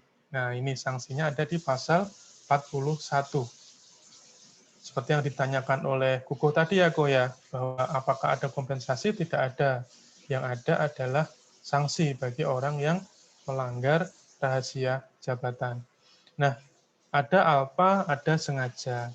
Alpa ini biasanya memang pidananya hanya kurungan maksimum 1 tahun dan denda maksimal 25 juta. Jadi kalau pidana itu di bawah 1 tahun bawah itu sebutannya kurungan ya, kurungan. Sementara kalau 1 tahun di atas 1 tahun itu masuknya udah penjara. Yang sengaja inilah maka kemudian sanksinya adalah pidana penjara maksimal 2 tahun dan denda maksimal 50 juta. Nah, ini adalah sanksi bagi pejabat atau tenaga ahli yang melanggar rahasia jabatan. Kenapa yang dimaksud pejabat itu apa? Pejabat itu adalah memang dia mengemban sebuah jabatan, misal jabatan fungsional. Nah, dia juga bisa disebut sebagai pejabat, gitu ya. Jadi pejabat itu bukan hanya kayak kepala kantor, kepala seksi, kepala kanwil, dirjen, direktur itu bukan hanya itu, tapi juga ada pejabat fungsional. Makanya ini kita bahas di sini sebagai salah satu indikator bahwa sebagai pejabat fungsional pemeriksa kita juga terikat pada peraturan kerahasiaan jabatan, gitu ya. Nah, kemudian kita lanjut ke permintaan dokumen oleh penegak hukum. Nah, jadi polisi maupun jaksa ya tadi yang saya jelaskan di awal terkait dengan Beni Cokro tadi kalau kalian ingat kita boleh memberikan izin kepada kita boleh meminta izin kepada menteri untuk membuka data dalam rangka penegakan hukum ya. Maka kita ketika menyerahkan itu harus ada dokumen ya, ada BA serah terimanya ya, isinya ada tanggalnya, identitasnya, nama dan status dokumen, jumlahnya berapa dan juga klausul-klausul yang mungkin diperlukan. Nah, ini penting karena suatu ketika data itu harus dikembalikan ya, tidak boleh hilang, tidak jelas siapa yang bertanggung jawab atas data tersebut. Nah, kemudian kita masuk ke terkait pembatalan hasil pemeriksaan. Sebelum ke sini ada yang mau bertanya, silakan. Pak, izin tanya, Pak. Silakan. Kan tadi ada keterangan bahwa pemeriksa itu harus bisa kasih pembinaan ke wajib pajak. Nah, kan Ya. wajib pajak itu kadang pakai konsultan gitu, Pak, untuk wajib pajak yang besar, yang penghasilannya tinggi atau gimana. Nah, kalau atas hal tersebut, bisa nggak, Pak, pembinaannya tuh diwakilin oleh konsultannya aja? Oke, baik. Makasih, Ayu ya. Jadi begini, wajib pajak itu ketika dia memutuskan untuk menggunakan konsultan, itu ada banyak kemungkinan. Ya. Yang paling mendasar mungkin karena memang si wajib pajak itu tidak paham terkait dengan aturan perpajakan. Yang pertama. Yang kedua, bisa saja memang si konsultan itu menawarkan tax planning, menawarkan sebuah cara ya agar pajak yang dibayar oleh si wajib pajak itu lebih kecil. Nah, apapun motifnya, ketika itu diperiksa oleh kita dan memang ditemukan sebuah kesalahan, maka kita setidaknya wajib untuk memberitahu.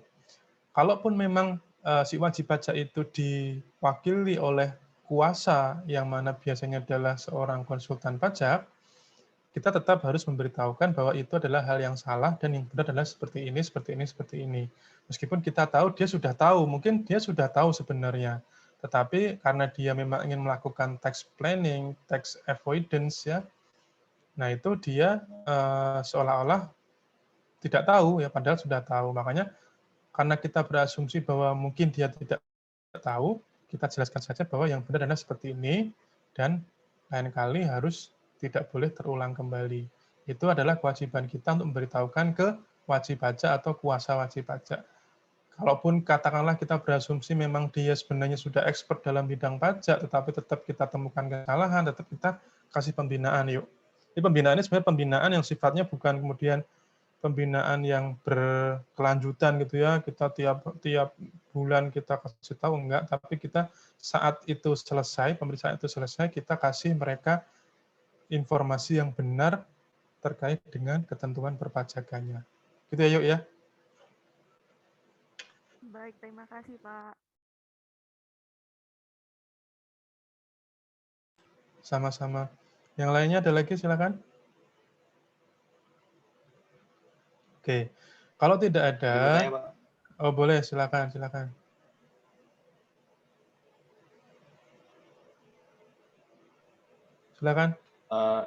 Saya mau tanya terkait dengan proses pemeriksaan, Pak. Ya. Kalau kan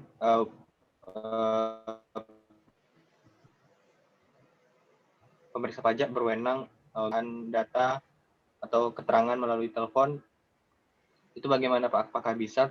Terus bagaimana mendokumentasikannya dalam kertas kerja pemeriksaan, Pak? Apakah bisa, Pak? Baik. Sayangnya tidak ada aturan yang membolehkan kita memeriksa melalui telepon. Itu sangat berisiko. Jadi kenapa kita kalau lihat di sebelumnya, kalau kita melakukan pemeriksaan lapangan, maka kita harus datang, kemudian kita menunjukkan yang namanya surat pemberitahuan pemeriksaan. Kalau pemeriksaan kantor, maka kita melakukan mengirimkan surat pemanggilan WP. Nah, permasalahannya adalah pertama, bagaimana bila kita melakukan pemeriksaan kantor, kita sudah kirimkan surat panggilan, tetapi ternyata WP tidak datang. Nah, kalau WP tidak datang, maka kita bikin berita acara. Berita acara bahwa WP tidak memenuhi panggilan. Nah, berita acara itu ditandatangani oleh supervisor, ketua tim, anggota, kemudian diketahui oleh kepala UP2. Nah, nanti dengan dasar BA itu, kemudian kita laksanakan pemeriksaan. Jadi, itu tidak kemudian membuat kita harus mencari jalan lain. Misal kita telepon yang bersangkutan, atau kita WA, atau kita video call. Tidak seperti itu. Kita tetap harus melakukan pemanggilan tatap muka. Gitu ya.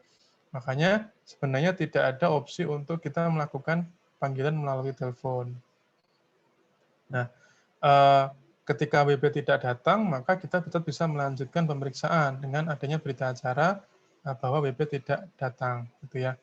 Nah, nanti tetap kita ketika pemeriksaan sudah selesai, kita tetap kirimkan surat pemberitahuan hasil pemeriksaan, SPHP-nya kita kirimkan. Kalau WP tidak respon juga, ya, kita tetap terbitkan undangan untuk pembahasan akhir hasil pemeriksaan.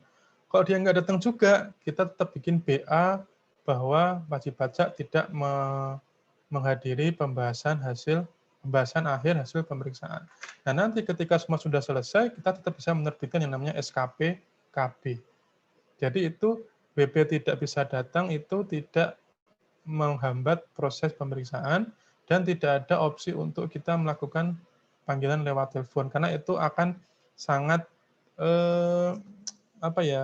tidak objektif ya, karena akan banyak gangguan, kemudian kita tidak bisa melihat roman muka atau wajah dari si wajib pajak, apakah ada yang ditutupi atau tidak. Bahkan kalau kita telepon malah nanti bisa jadi akan menjadi bumerang bagi kita. Misalnya kita telepon ya, kita tanya-tanya lewat telepon, kemudian pasti akan ada momen di mana kita akan bilang, Pak, Bu, besok tolong datang ya, bawa ini, atau Pak, Bu, tolong besok siapkan ya, saya mau datang. Nah, itu pasti WP sudah men-setting semuanya. Gudang sudah dia bersihkan misalnya, file-file sudah dia hapus semua misalnya, itu bisa berisiko sangat-sangat tinggi. Maka pilihannya either kita langsung datang, atau kita langsung panggil dia ke kantor. Gitu ya. Cukup jelas ya? Jelas, Pak. Terima kasih, Pak. Terima kasih. Ya. Baik, kita lanjutkan dulu ya. Jadi tadi kita sampai pada terkait dengan pembatalan ya. Jadi sebenarnya ya, yang namanya hasil pemeriksaan itu bisa batal ya, bisa batal. Dalam hal apa? Pertama, ternyata pemeriksa pajak itu dia lupa atau tidak menyampaikan surat pemberitahuan hasil pemeriksaan, gitu ya. Atau yang kedua, pemeriksa itu tidak melakukan pembahasan akhir hasil pemeriksaan. Maka hasil pemeriksaannya, ya laporan hasil pemeriksaannya, SKP yang terbit dari pemeriksaan itu batal. Nah, bagaimana cara untuk bisa agar dia menjadi sah kembali? Maka proses pemeriksaan itu harus diulang dari titik di mana dia harus mengirimkan SPHP atau melakukan pembahasan akhir hasil pemeriksaan. Jadi kayak di rewind sebentar, sampai di tengah-tengah. Jadi tidak perlu diulang dari awal ya, tidak perlu diulang dari bikin surat perintah pemeriksaan, kemudian bikin kertas kerja gitu ya. Tidak perlu, cukup dari kalian bikin SPHP. Kalau memang itu ternyata batalnya karena pemeriksaannya tidak ada SPHP, atau diulang mulai dari pembahasan akhir kalau memang batalnya itu karena tidak melakukan pembahasan akhir. Jadi ketika itu sudah diulang, maka kemudian hasil pemeriksaannya atau SKP yang terbit dari pemeriksaan itu adalah SKP yang sah gitu ya. Nah, di pojok kiri bawah ini kalian melihat ada sebuah catatan ya terkait dengan pemeriksaan dalam rangka restitusi pasal 17B ayat 1 Undang-Undang KUP. Jadi di sini memang karena ini terkait dengan pengembalian pendahuluan juga ya, bahwa harus segera terbit SKPLB, maka meskipun ada problematika yang membatalkan seperti ini, dia tetap bisa terbit SKP ya. Jadi ketika dia waktu 12 bulan ini belum terlewati, maka SKP ini akan terbit sesuai dengan pembahasan akhir hasil pemeriksaan ya. Tapi ketika waktu jangka 12 bulan itu sudah terlewati, maka SKPLB itu terbit sesuai dengan SPT. Jadi seolah-olah memang tidak ada pemeriksaan. Seolah-olah SPT yang diklaim WPLB itu tadi, yang SPT yang oleh WP diklaim lebih bayar, 1 miliar misalnya, nah itu mau tidak mau, suka tidak suka, kita harus terbitkan SKPLB. Jadi inilah ketika kita tidak hati-hati ya, tidak hati-hati ketika kita melaksanakan pemeriksaan. Risikonya adalah kita bisa punya potensial loss yang cukup besar. Gitu ya. Nah, kita tahu bahwa yang namanya restitusi itu menggerus penerimaan ya. Ketika kita ada satu KPP, misalnya dia targetnya 1 tahun itu 1 triliun misalnya, ternyata ada satu WP dia yang restitusinya 100 miliar misalnya. Itu kan sangat menggerus penerimaan ya. Makanya kalau ada hal-hal yang tidak teliti seperti ini ya, prosedur pemeriksaan yang tidak dilakukan dengan benar, itu akan berisiko kita kehilangan penerimaan melalui restitusi. Ya. Nah, gugatan. Kita mengenal di DJP ada gugatan. Mungkin selama ini yang kalian kenal ada keberatan, kemudian ada banding. Ya. Nah, ini adalah tentang gugatan. Jadi gugatan ini dilakukan oleh wajib pajak atau penanggung pajak itu terhadap penerbitan SKP atau SK keberatan yang dalam penerbitannya tidak sesuai dengan prosedur atau tata cara yang diatur dalam ketentuan, gitu ya. Nah, gugatan ini bisa diajukan kepada Badan Peradilan Pajak atau Pengadilan Pajak. Ini diatur dalam Undang-Undang KUP pasal 23 ayat 2. Kalian bisa baca ya. Tentu kalau kalian kemudian mengembangkan pemikiran bahwasanya kemudian apa bedanya ini dengan banding misalnya. Karena gugatan dan banding kan sama-sama diajukan ke pengadilan pajak. Lalu apa bedanya? Tentu berbeda. Kalau gugatan di sini clear bahwa kalian tidak perlu harus menunggu keberatan. Ketika kalian mendapatkan SKP, kemudian kalian lihat bahwa penerbitannya produk SKP ini ternyata tidak sesuai prosedur, maka kita bisa mengajukan gugatan, gitu ya. Tetapi kalau banding, tentu banding ini terkait dengan materialnya. Jadi kalau banding, jadi misal kita menerima SKP, SKP ini jumlahnya 100 miliar misalnya. Kita nggak ngerasa kurang bayarnya itu 100 miliar, kita ngerasa kurang bayar saya cuma 50 miliar, maka kita mengajukan keberatan. Keberatan diproses, ternyata SK keberatan keluar, bahwasanya keberatan Anda ditolak, Anda tetap harus membayar 100 miliar. Nah, karena kita tetap nggak terima dengan material angka 50 miliar, 100 miliar itu, maka kita kemudian mengajukan banding ke pengadilan pajak. Jadi yang dipermasalahkan adalah angka yang tertera dalam SKP, SK keberatan maupun maksudnya SKP dan SK keberatan. Nah, kalau gugatan ini kita mencoba untuk mempermasalahkan hal lain nih, mempermasalahkan prosedurnya, bukan angka yang tertuang dalam SKP maupun surat keputusan keberatan. Jadi, maka dia bisa dilakukan setelah SKP terbit bisa langsung kita gugat, karena kita mempermasalahkannya bukan angkanya, tapi prosedur tata cara untuk membuat si SKP itu tadi. Itu ya. Itulah perbedaan mendasar antara gugatan dan juga banding. Nah, kemudian tentu kita juga melihat bahwa di Undang-Undang KUP ada bagian tentang pidana, ya. Jadi ketika ada pegawai pajak dia menjalankan kewajibannya sebagai pejabat, kemudian dia melakukan sebuah kesalahan, dia tidak dapat dipidana, ya. Selama memang dia menjalankan kewajibannya, artinya dia tidak main-main ya, tidak kong kali kong, tidak memeras atau tidak tidak menawarkan janji manis untuk mendapatkan gratifikasi ya. Dia lurus ya, dia benar menerapkan undang-undang, dia dipidanakan. Misalnya saya pemeriksa ya, saya boleh punya kewenangan untuk mendownload file atau untuk menggeledah atau untuk menyegel ya, tapi wajib pajak kita sudah tunjukkan kartu tanda pengenal, kita sudah tunjukkan surat perintah pemeriksaan, kita sudah tunjukkan surat pemberitahuan pemeriksaan, semua prosedur sudah kita lakukan, ternyata WP tidak terima ya, kemudian dia memidana kita dengan pasal katakanlah perbuatan tidak menyenangkan misalnya.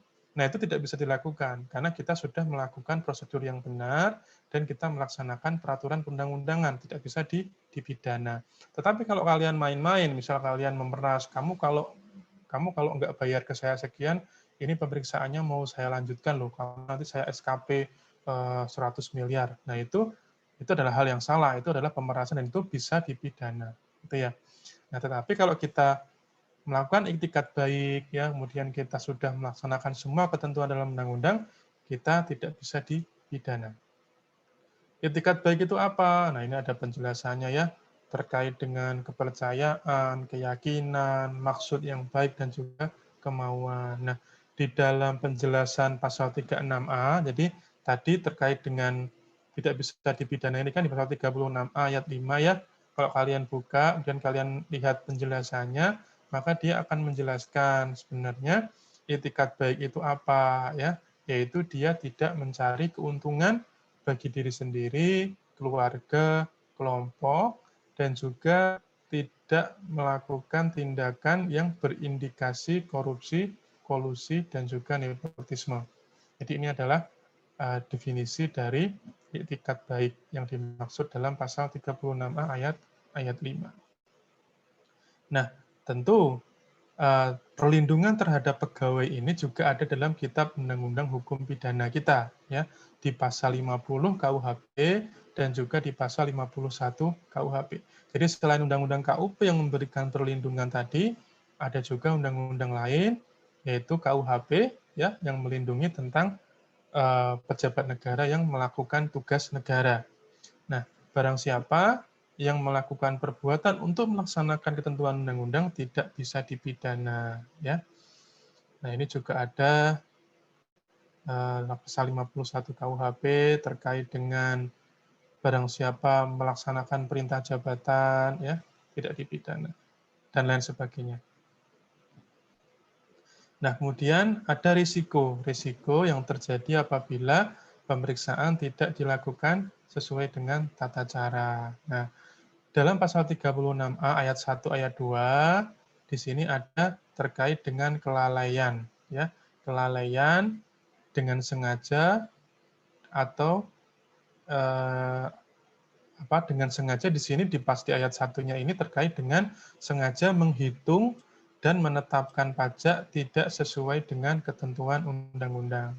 Jadi dia lalai atau sengaja itu menghitung atau menetapkan. Ini ada sanksinya. Kemudian dia sengaja bertindak di luar kewenangannya. Ini juga risiko untuk dikenakan sanksi.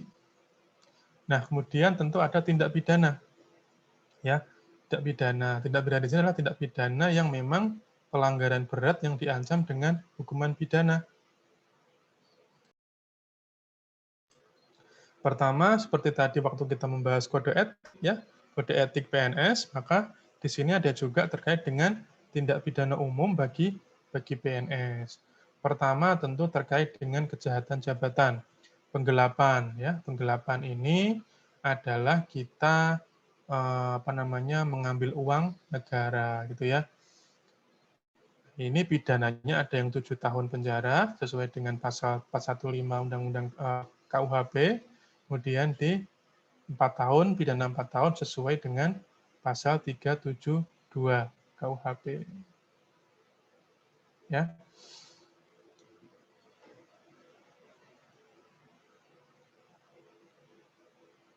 Kalau yang 7 tahun ini dia terkait dengan penggelapan uang, ya, atau membiarkan uang itu digelapkan oleh orang lain atau menolong membantu untuk melakukan perbuatan itu. Kalau yang pasal 372 ini dia terkait dengan memiliki barang yang dimiliki orang lain, gitu ya. Jadi penggelapannya terkait dengan penggelapan barang. Nah, kemudian pemerasan, ya, tentu di pasal 423 KUHP ada pemerasan, itu pidananya 6 tahun, ya. Menguntungkan diri sendiri, ya, memaksa orang untuk memberikan sesuatu, untuk membayar, kemudian untuk diskon, ya, atau mengerjakan sesuatu bagi dirinya. Ya, itu adalah pemerasan. Nah, ini ada terkait dengan pidana 7 tahun, ya. Ada beberapa hal terkait dengan memotong pembayaran, ya. Kemudian ada juga yang terkait dengan penyerahan barang seolah merupakan hutang, ya. Kemudian ada terkait dengan tanah negara. Jadi ini sudah diatur dalam pasal 425 KUHP. Kemudian ada juga terkait dengan memaksa masuk ke dalam rumah tanpa ada peraturan umum. Jadi kalian menggeledah tapi tidak ada surat perintah, itu juga pidana, ya. Jadi harus hati-hati. Nah, tentu ada juga terkait dengan penghinaan, ya. Jadi kalau kita menuduh, ya, menuduh tapi kita tidak punya bukti, itu bisa dituntut untuk pencemaran nama baik, ya. Kemudian apalagi itu kemudian dipublikasikan, maka itu akan masuk dalam delik pencemaran nama baik. Jadi ini harus hati-hati terkait dengan rahasia kita menyimpan identitas wajib pajak yang kita periksa. Ada juga perbuatan tidak menyenangkan, ya, yang tadi kita bahas terkait dengan dengan pegawai yang tidak bisa dipidana, ya. Ada contoh terkait dengan perbuatan tidak menyenangkan, itu ada syaratnya. Jadi kalian harus hati-hati, semua prosedur harus dilakukan agar tidak dipidana terkait dengan delik-delik yang ada dalam KUHP. Kemudian terkait dengan korupsi. Nah, kalau korupsi ini tentu tidak lagi berkaitan dengan KUHP, tetapi terkait dengan Undang-Undang Pemberantasan Tindak Pidana Korupsi, ya, Undang-Undang 3199, Junto Undang-Undang 20/2001. Nah, ini kalau orang korupsi, ya, maka kalau dia merugikan sampai dia merugikan keuangan negara dapat dipidana seumur hidup, ya, atau minimal 4 tahun, maksimal 20 tahun, dan denda paling sedikit 200 juta rupiah, paling banyak 1 miliar. Ya. Jadi perhatikan ini dan, ya, kumulatif, bukan atau. Jadi hukumannya tidak bisa digantikan dengan denda. Jadi dua-duanya, dia dihukum sekaligus didenda. Nah, kemudian tipikor ini, ya, dia punya, kalau kalian pernah dengar, asas pembuktian terbalik, ya. Jadi ketika pelaku korupsi itu dia sudah ditangkap atas tuduhan korupsi, itu bukan jaksanya atau bukan penyidiknya yang membuktikan bahwa dia korupsi atau tidak, tetapi yang ditangkap itulah yang harus membuktikan, ya. Jadi itu namanya pembuktian terbalik.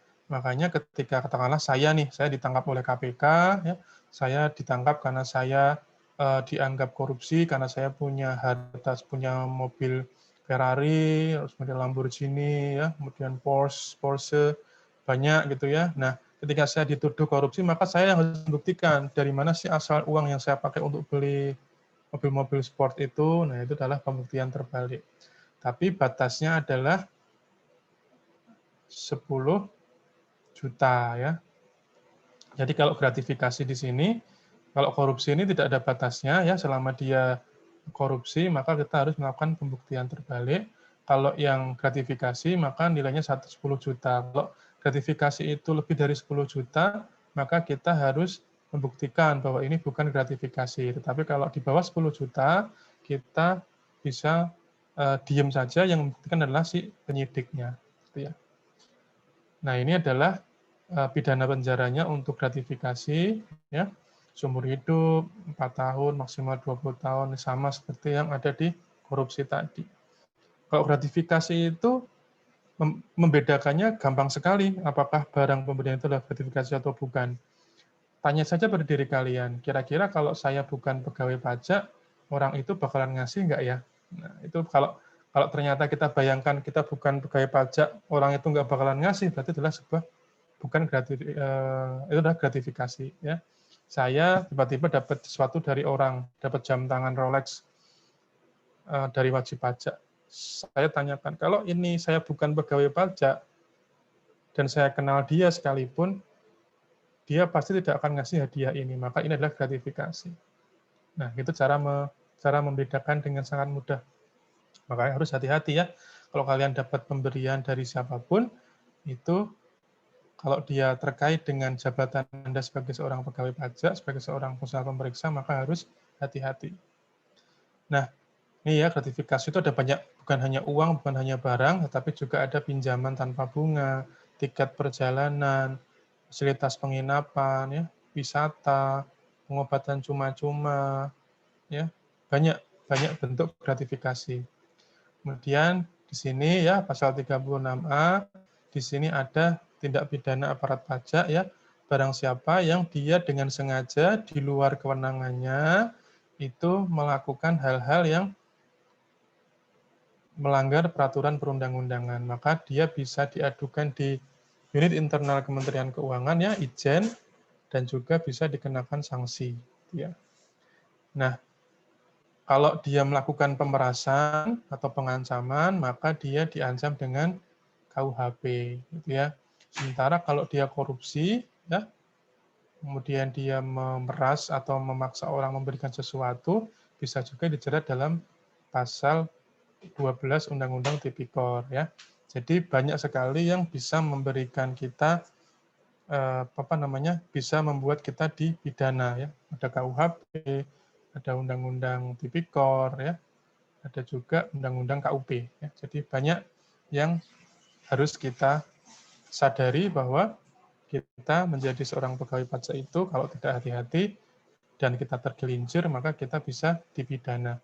Yang tadinya kita bisa hidup cukup ya, dengan gaji yang cukup, punya anak istri, punya rumah, punya suami, ya, hidupnya nyaman. Tapi kalau kita ternyata lalai, kita mau menerima barang yang bukan hak kita, maka semuanya akan hancur. Ya.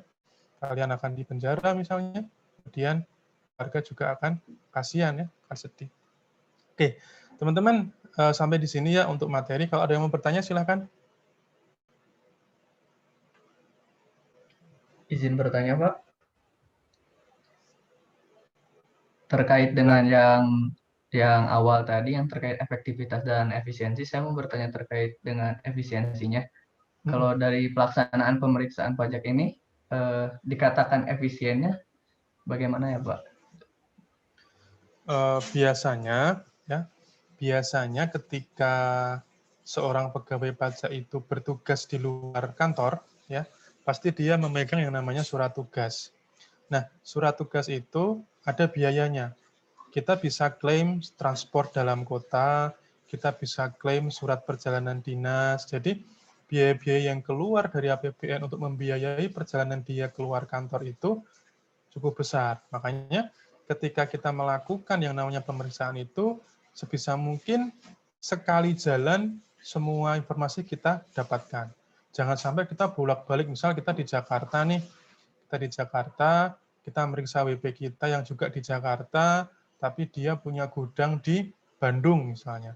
Nah, ketika PNS itu dia mengeluarkan surat tugas keluar kota ke Bandung, maka nanti ada uang hotel, ada uang harian, ada biaya taksi, ada biaya dan macam-macam. Nah, itu nanti kalau dia lakukan berkali-kali dengan alasan bahwa ini pemeriksaannya susah nih, nggak kelar-kelar nih.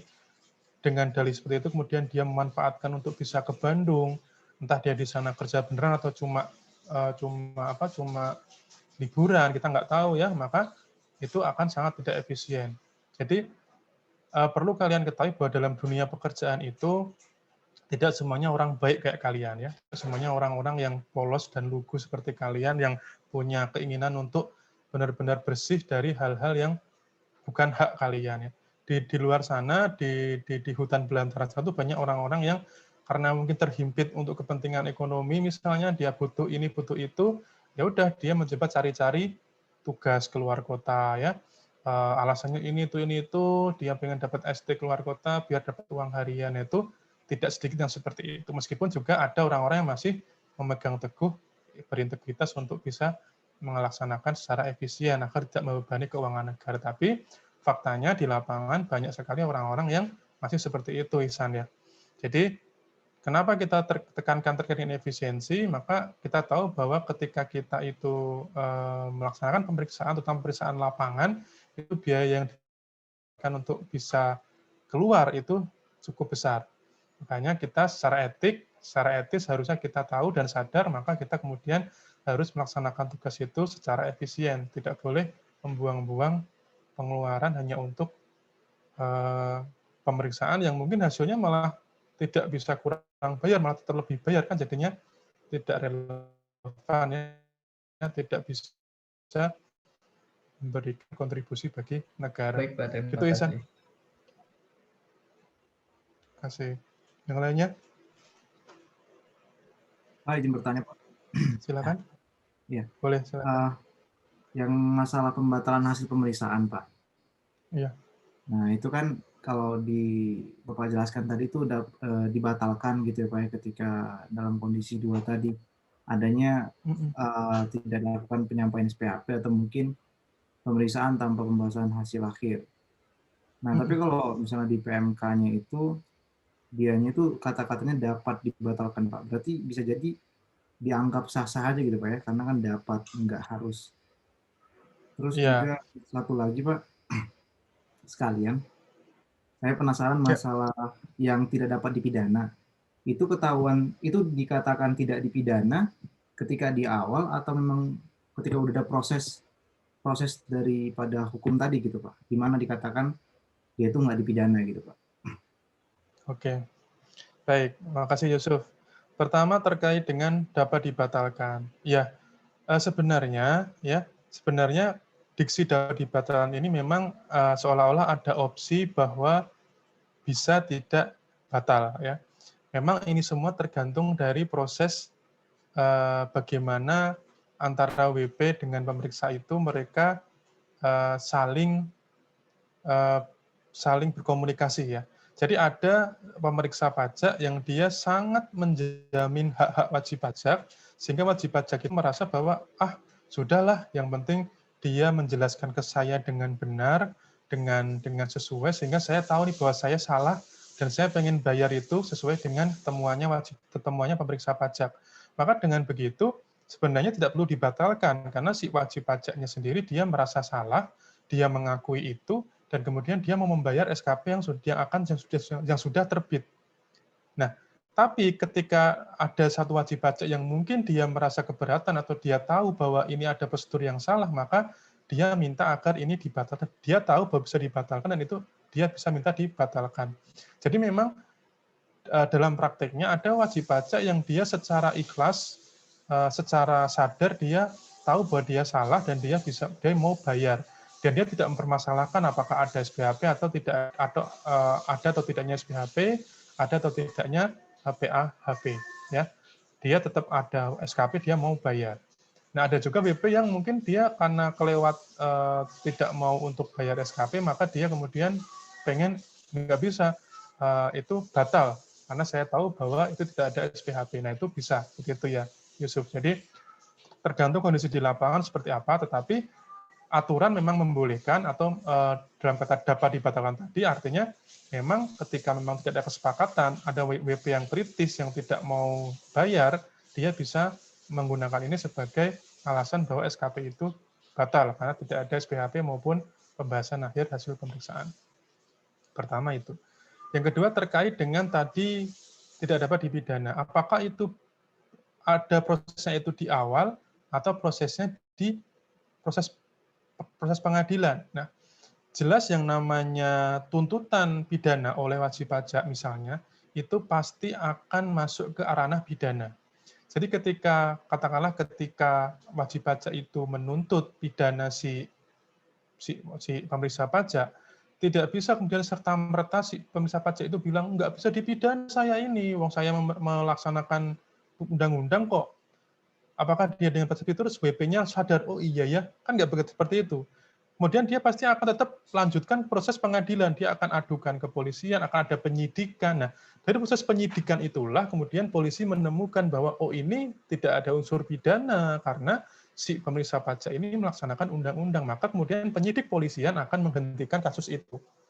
Nah, kalau memang katakanlah si polisi tadi karena sudah katakanlah saudaranya si wajib pajak jadi polisi, ya, pahit-pahitnya seperti itu, kemudian sama polisi di berkasnya penyidikan dilengkapi, ya, kemudian dilimpahkan ke kejaksaan. Nah, di pengadilan pun nanti hakim juga bisa mengatakan bahwa oh, ini bukan pidana dan si wajib pajak diputus bebas, gitu ya. Makanya ada yang namanya asas praduga tak bersalah. Sebenarnya orang-orang yang dituntut di pengadilan itu sebenarnya dianggap tidak bersalah dulu sampai pengadilan memutuskan bahwa dia bersalah. Jadi proses tentang tuntutan WP tadi itu harus tetap diikuti sampai akhir dan itu sering juga dialami oleh baik itu pemeriksa pajak maupun penyidik pajak. Jadi dulu waktu saya di Direktorat Gakum banyak tuh penyidik yang dituntut oleh dipidana oleh wajib pajak, alasannya mencemar nama baik lah atau mungkin tidak menyenangkan lah. Nah, itu tetap diikuti aja prosesnya. Jadi di kantor pusat, di DJP ada yang namanya subbagian advokasi ya. Jadi dia yang akan mendampingi si pemeriksa pajak tadi. Jadi jangan khawatir, pasti ada yang membantu kita sebagai pengacara kita di pengadilan. Itu bagian advokasi, dia akan mendampingi kita, akan membantu kita mencari pembuktian-pembuktian bahwa ini tuh kita tuh melaksanakan tugas loh, bukan menyalahi kewenangan. Nah, ketika nanti hakim memutuskan tok ini bukan tindak pidana dan pemeriksa pajak diputus bebas, maka kita ya tetap jadi PNS. Kita tidak akan disanksi PHK diberhentikan atau enggak, kita tetap jadi PNS, tetap nanti lanjut karirnya untuk jadi pemeriksa pajak. Gitu ya Yusuf ya. Jadi memang tetap harus ada proses yang berjalan untuk memutuskan apakah dia bersalah atau tidak. Ya, terima kasih Pak. Oke, sama-sama. Yang lain lagi? Kalau ada silakan. Kalau tidak ada ya, mungkin pertemuan Zoom-nya saya tutup di sini. Nanti kalian silahkan buka LMS, kalian kerjakan soalnya. Ada 30 soal, 20 soal pilihan ganda, 10 soal benar salah, poinnya 100. Kalian punya 2 kesempatan untuk mengerjakan, silahkan dikerjakan sampai waktunya saya kasih sampai setengah 10. Jadi mulai dari 20.45 sampai 21.30, silakan dikerjakan. Tentu ini sama seperti kemarin, tidak terlalu sulit dan kalian mungkin kalau memperhatikan pembahasan kita malam ini akan bisa mengerjakan dengan baik. Sekian dari saya. Mohon maaf bila ada kata yang kurang berkenan atau ada hal-hal yang mungkin tidak sependapat yang membuat adanya kekurangan dalam penjelasan saya. Mudah-mudahan apa yang saya sampaikan bisa menambah ilmu kalian, pengetahuan kalian.